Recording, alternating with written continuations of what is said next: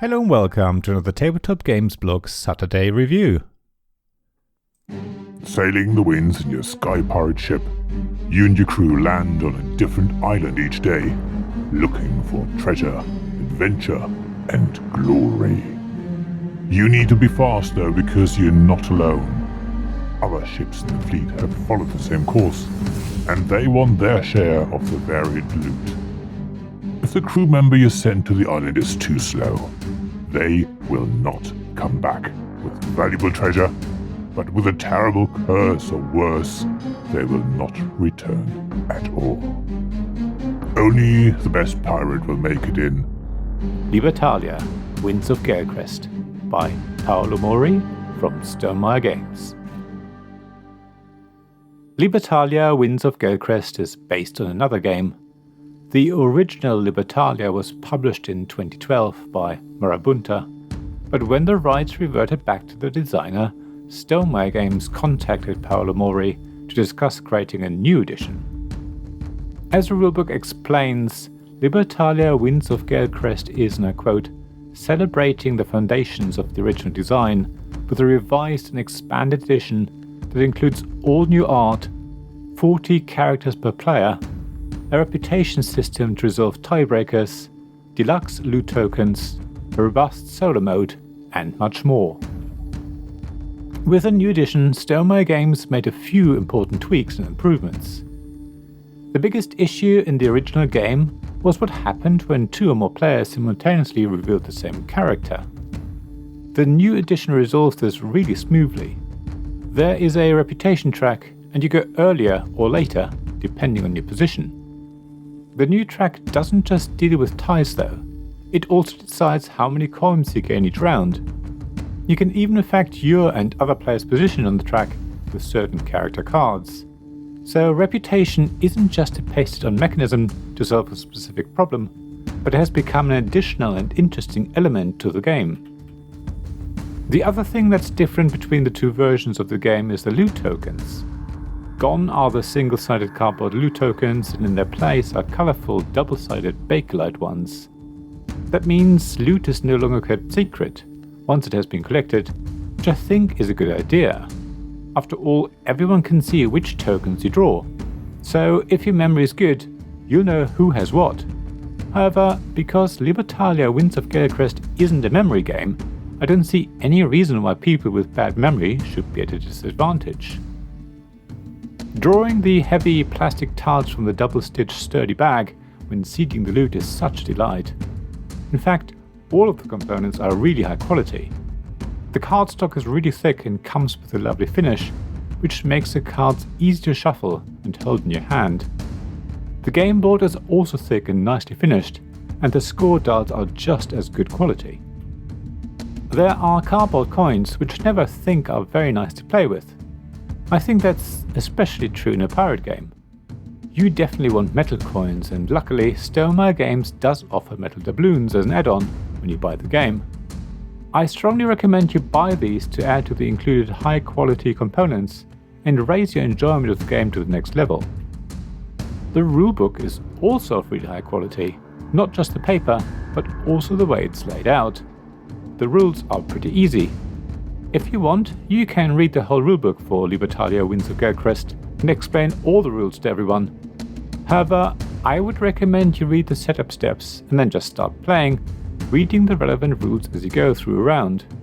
Every card explains what it does, so it's just a matter of reading what it says.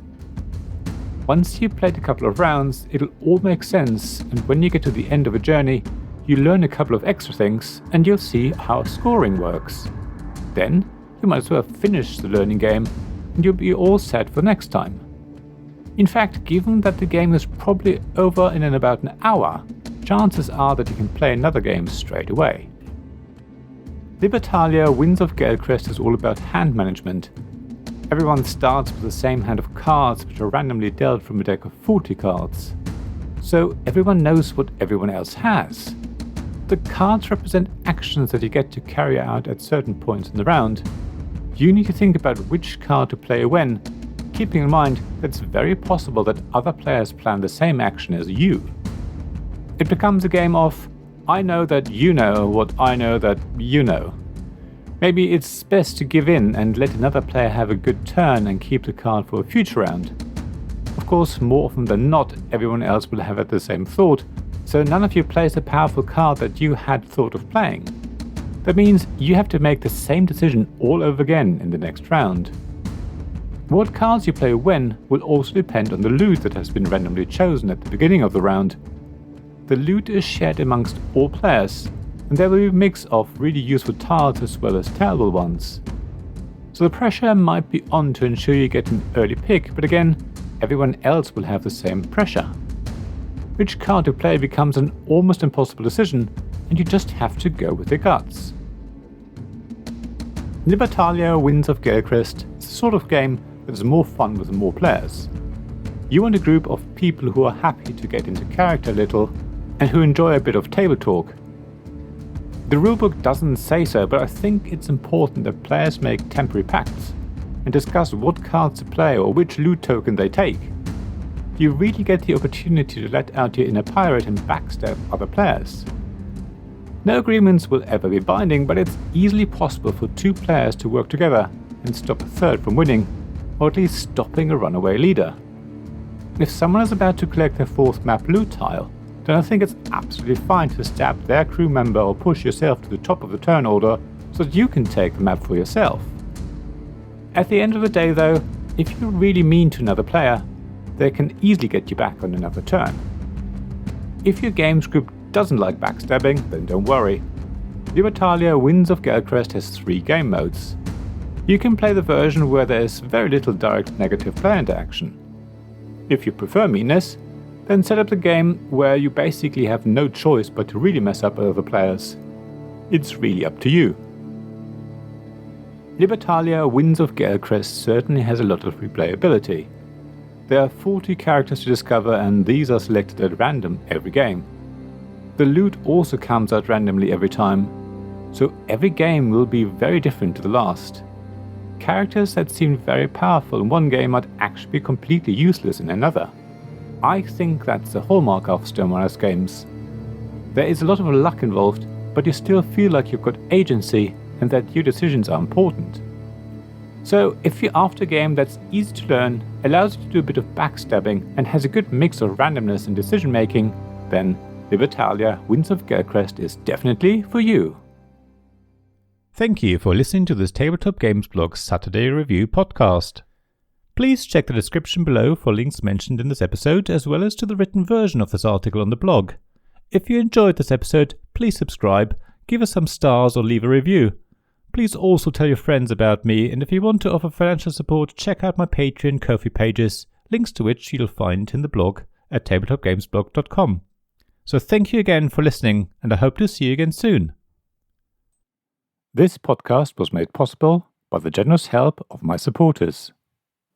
Royal Patron Sean Newman, Magic Champion John Risley, Castle Guards David Miller and James Naylor, Dice Masters Alex Bardi, Paul Grogan and Robin Kay, Shining Lights Gavin Jones, Vukasin Nizovic, Sarah Reed, Richard Simpson and Tim Vernick.